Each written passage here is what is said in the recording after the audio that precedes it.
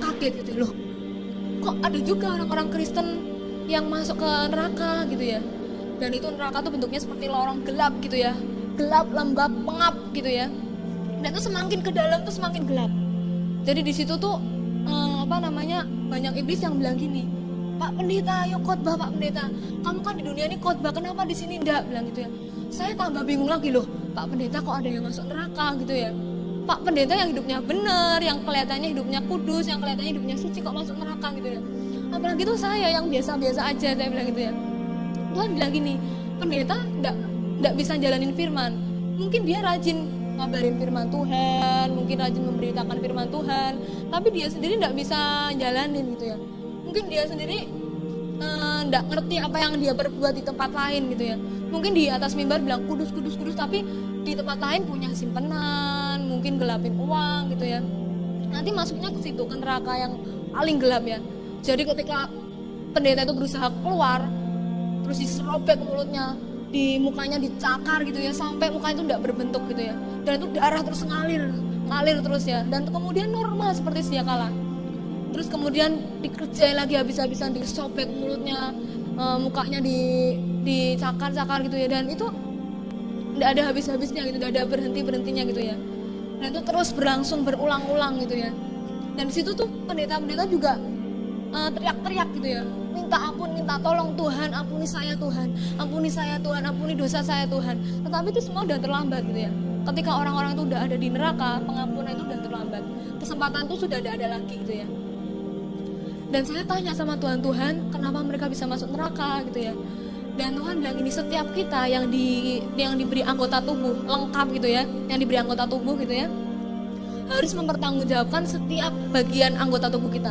Jadi Tuhan menciptakan tangan untuk menyembah Tuhan, untuk memuliakan Tuhan. Tetapi kalau misalnya kita gunakan untuk misalnya mukul, membunuh, itu tuh sudah tidak berkenan di hadapan Tuhan gitu ya. Setiap kita mempertanggungjawabkan perbuatan kita gitu ya.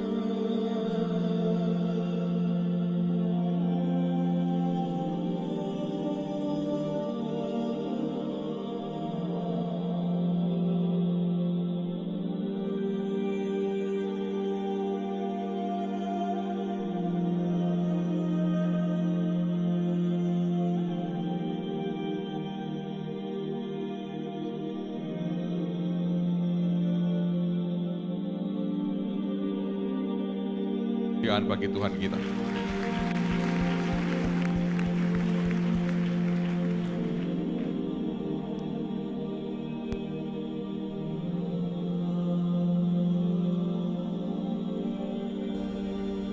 Shalom saudara, selamat sore.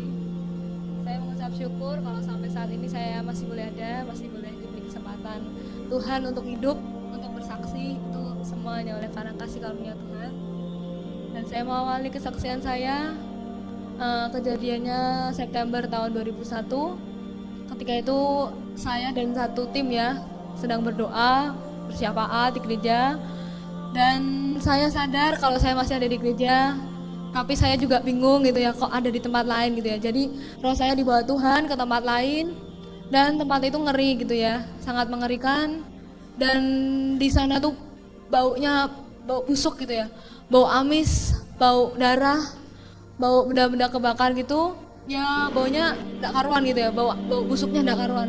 Jadi kalau pasar ikan tuh kalah baunya sama bau neraka gitu ya. Dan saya di situ ngelihat berbagai hal yang mengerikan. Dan yang paling saya tidak tahan itu ceritanya, di sana banyak orang yang menjerit, minta tolong, minta ampun sama Tuhan. Mereka banyak yang bilang, Tuhan ampuni saya Tuhan, tolong saya Tuhan, ampuni saya Tuhan, saya sudah tidak kuat lagi di sini Tuhan, lepaskan saya Tuhan.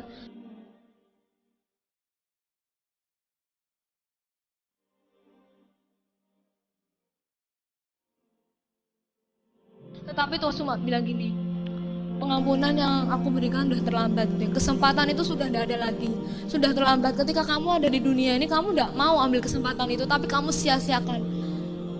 Tapi kalau kamu sekarang minta ampun, itu sudah terlambat. Tuhan Yesus bilang gitu. Dan saya di situ ngelihat berbagai macam hal yang mengerikan. Di situ banyak orang, jutaan orang bahkan. Di sisi kanan saya ketika saya jalan, di sisi kanan saya itu banyak orang yang dibakar sama api gitu ya. dan tubuh itu dibakar api sampai tubuhnya meleleh habis, tapi anehnya itu bisa lagi muncul lagi normal itu ya. Dan itu kemudian dibakar lagi sampai habis, kemudian dibakar lagi sampai habis, dan kemudian normal lagi, dibakar lagi, dan itu terus menerus gitu ya, berulang-ulang gitu ya, nggak ada hentinya, dan sifatnya itu kekal gitu ya.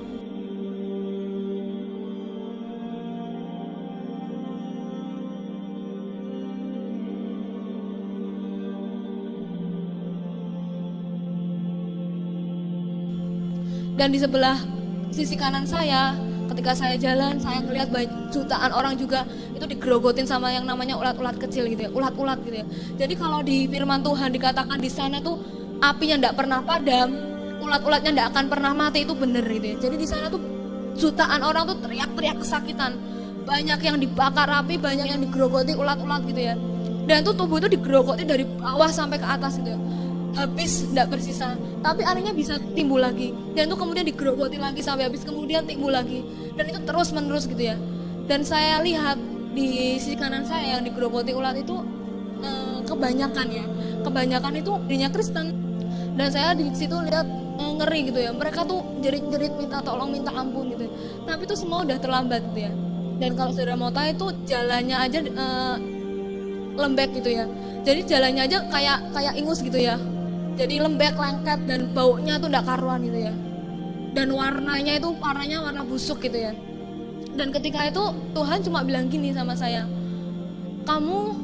setiap kamu jumpai orang, terutama orang yang nggak percaya, kamu bersaksi, kamu cerita bahwa neraka itu benar-benar ada, bahwa surga itu benar-benar ada. Kalau mereka nggak percaya, nggak apa-apa. Kalau mereka percaya, itu lebih baik gitu ya. Dan Tuhan bilang gini, pokoknya kamu sampein aja, kamu cuma nyampein. Jadi kamu nggak usah bingung loh, Tuhan ini nih gimana, kalau mereka nggak percaya itu nggak usah bingung gitu ya. Tuhan bilang pokoknya kamu sampein, kalau mereka percaya ya puji Tuhan, kalau nggak percaya nggak apa-apa. Keputusan ada di tangan masing-masing gitu ya. Keputusan ada di tangan orang-orang yang mendengarkan kesaksian. Jadi ketika itu saya terus diajak jalan sama Tuhan, dan di situ seperti ada persimpangan gitu ya, jadi ke kiri dan ke kanan. Di situ bentuknya seperti sel-sel, jadi satu sel itu diisi satu orang, dan ada iblis-iblis juga di situ. Dan iblis-iblis di situ tuh ketawa gitu, kesenangan gitu.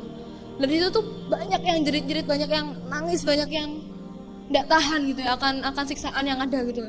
Ada yang matanya dicungkil gitu ya, matanya dicungkil keluar gitu, sampai darah itu mengucur gitu ya, ngucur terus mengalir deras gitu.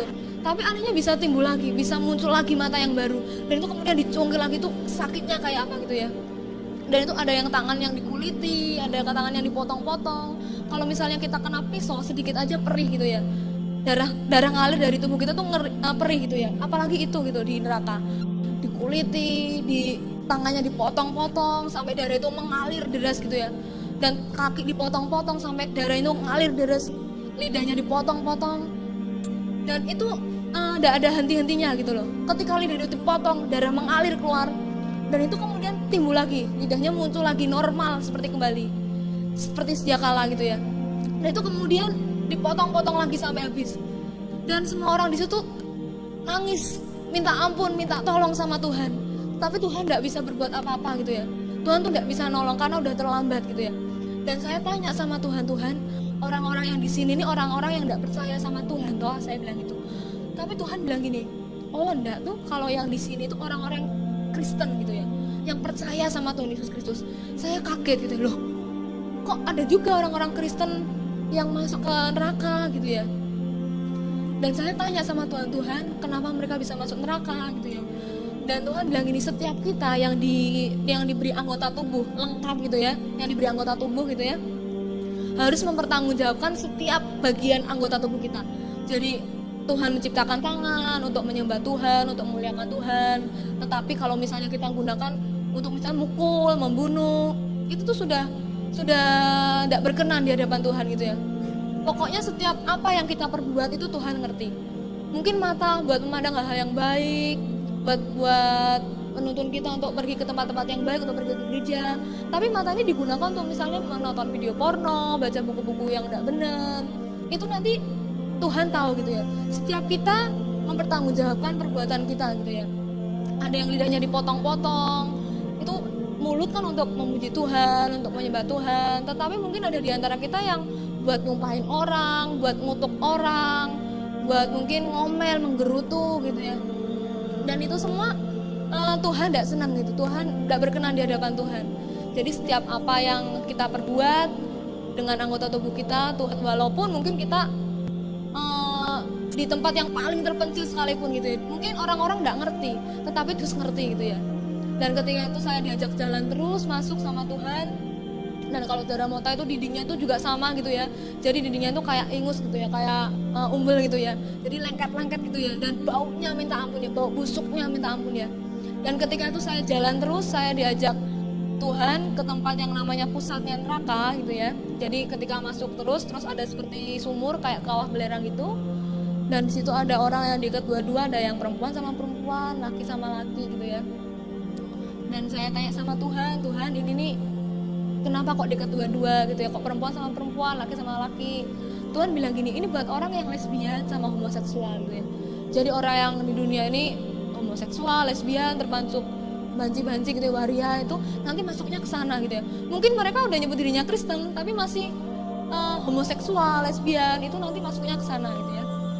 Dan tidak jauh dari sana, dari tempat orang yang dihukum tadi, yang lesbian tadi, dan tempatnya masih sama di pusatnya neraka, itu juga ada orang-orang yang dihukum di kawah belerang ini, di pusatnya neraka. Itu buat orang-orang yang perdukunan gitu ya, buat orang-orang yang suka kedukun, suka cari pelarisan, mungkin sakit tidak sembuh-sembuh tapi terus tidak percaya Tuhan lagi, kecewa sama Tuhan, terus perginya ke dukun, ke paranormal, ke suhu.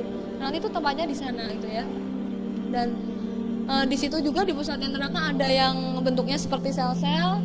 Jadi satu orang diisi satu sel diisi satu orang, dan di situ tuh orang-orang tuh maaf kata alat kelaminnya tuh digerogoti ulat-ulat gitu ya, digerogoti sampai habis, sampai darah tuh mengalir keluar terus, kemudian digerogoti lagi, dan itu normal lagi, tumbuh lagi, dan itu digerogoti lagi sampai habis gitu ya. Dan itu terus berulang, tidak ada habis-habisnya, tidak ada kata-kata berhenti, tidak ada kata-kata istirahat. Dan Tuhan bilang setiap kita yang mungkin nyebut dirinya Kristen tapi masih bermain-main dengan kekudusan, masih ke tempat-tempat yang tidak benar, mungkin udah punya istri tapi masih punya simpenan lain, itu nanti masuknya ke sana gitu ya. Seenaknya aja main-main dengan kekudusan, nanti masih ada waktu buat hidup. Padahal kan kita semua tidak ngerti kapan kita dipanggil pulang, kapan Tuhan Yesus datang gitu ya. Dan ketika saya terus diajak masuk lebih dalam lagi, dan itu neraka tuh bentuknya seperti lorong gelap gitu ya, gelap, lembab, pengap gitu ya. Dan itu semakin ke dalam tuh semakin gelap. Jadi di situ tuh banyak iblis yang bilang gini, Pak Pendeta, ayo khotbah Pak Pendeta, kamu kan di dunia ini khotbah, kenapa di sini enggak, bilang gitu ya. Saya tambah bingung lagi loh, Pak Pendeta kok ada yang masuk neraka gitu ya. Pak Pendeta yang hidupnya benar, yang kelihatannya hidupnya kudus, yang kelihatannya hidupnya suci kok masuk neraka gitu ya. Apalagi tuh saya yang biasa-biasa aja, saya bilang gitu ya. Tuhan bilang gini, pendeta enggak bisa jalanin firman. Mungkin dia rajin ngabarin firman Tuhan, mungkin rajin memberitakan firman Tuhan, tapi dia sendiri tidak bisa jalanin gitu ya. Mungkin dia sendiri tidak ngerti apa yang dia perbuat di tempat lain gitu ya. Mungkin di atas mimbar bilang kudus, tapi di tempat lain punya simpenan, mungkin gelapin uang gitu ya. Nanti masuknya ke situ, ke neraka yang paling gelap ya. Jadi ketika pendeta itu berusaha keluar, terus diserobek mulutnya, di mukanya dicakar gitu ya, sampai muka itu tidak berbentuk gitu ya, dan itu darah terus ngalir terus ya, dan kemudian normal seperti sedia kala. Terus kemudian dikerjai lagi habis-habisan, disobek mulutnya, mukanya dicakar gitu ya, dan itu tidak ada habis-habisnya gitu, tidak ada berhentinya gitu ya, dan itu terus berlangsung berulang-ulang gitu ya. Dan di situ tuh pendeta-pendeta juga teriak-teriak gitu ya, minta ampun, minta tolong, Tuhan ampuni saya Tuhan, ampuni dosa saya Tuhan. Tetapi itu semua udah terlambat gitu ya. Ketika orang-orang itu udah ada di neraka, pengampunan itu udah terlambat, kesempatan itu sudah tidak ada lagi gitu ya.